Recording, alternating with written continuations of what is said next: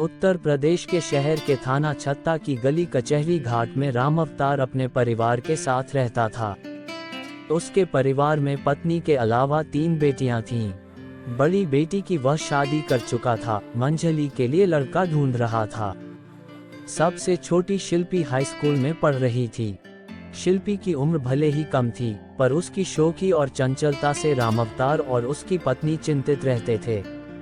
पति पत्नी उसे समझाते रहते थे, पर 15 साल की शिल्पी कभी भी बेबाक हो जाती थी। इसके बावजूद राम अवतार ने कभी यह नहीं सोचा था कि उनकी यह बेटी एक दिन ऐसा काम करेगी कि वह समाज में मुंह दिखाने लायक नहीं रहेंगे।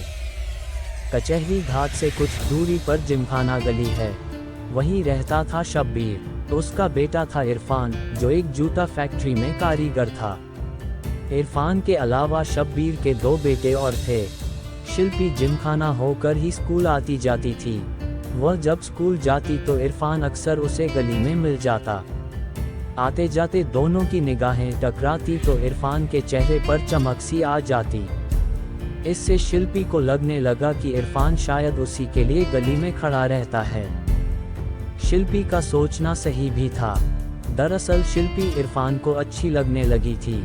यही वजह थी वह उसे देखने के लिए गली में खड़ा रहता था। कुछ दिनों बाद वह शिल्पी से बात करने का बहाना तलाशने लगा। इसके लिए वह कभी भी उसके पीछे पीछे कॉलोनी के गेट तक चला जाता, पर उससे बात करने की हिम्मत नहीं कर पाता। जब उसे लगा कि इस तरह काम नहीं चलेगा तो एक दिन उसके सामने जाकर उसने कहा, मैं कोई गुंडा लफंगा नहीं हूँ। मैं तुम्हारा पीछा किसी गलत नीयत से नहीं करता। मैं तुमसे एक बात कहना चाहता हूँ। तुम मुझसे क्या चाहते हो? शिल्पी ने पूछा।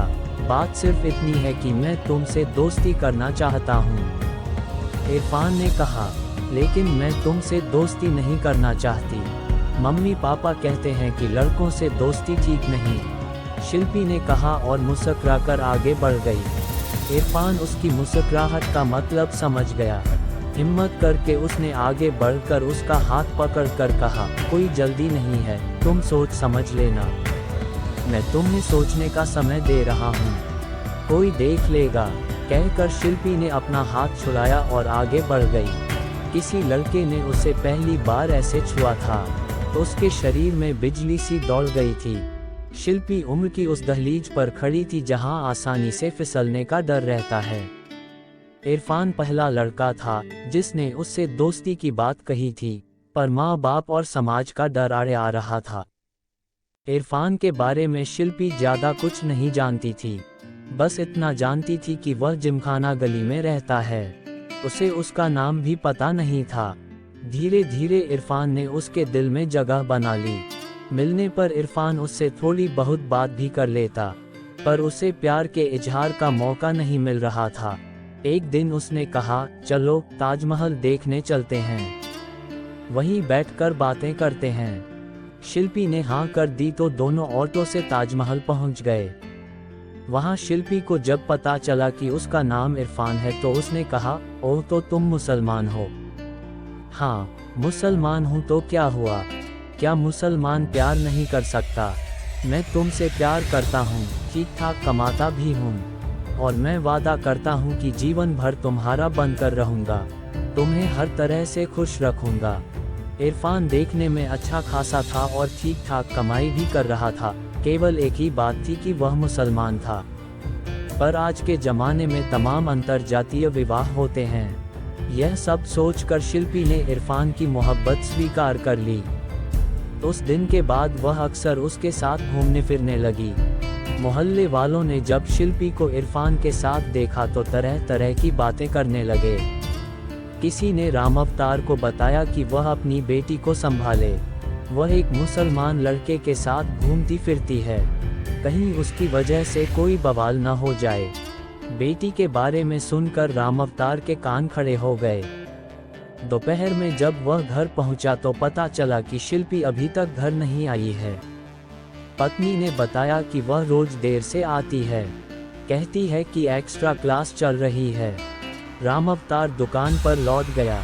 कुछ देर बाद पत्नी का फोन आया कि शिल्पी आ गई है तो वह घर आ गया। उसने शिल्पी से पूछताछ की तो उसने कहा कि वह किसी लड़के से नहीं मिलती। छुट्टी के बाद मैडम क्लास लेती हैं, इसलिए देर हो जाती है। रामावतार जानता था कि शिल्पी झूठ बोल रही है।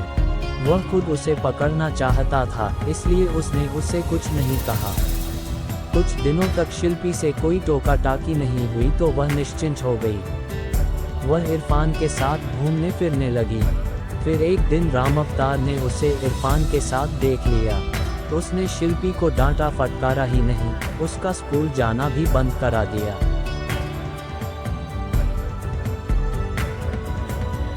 दोस्तों, कहानी का पहला भाग आप लोगों को कैसा लगा? अच्छा लगा तो सब्सक्राइब, लाइक और ज़्यादा से ज़्यादा शेयर करें।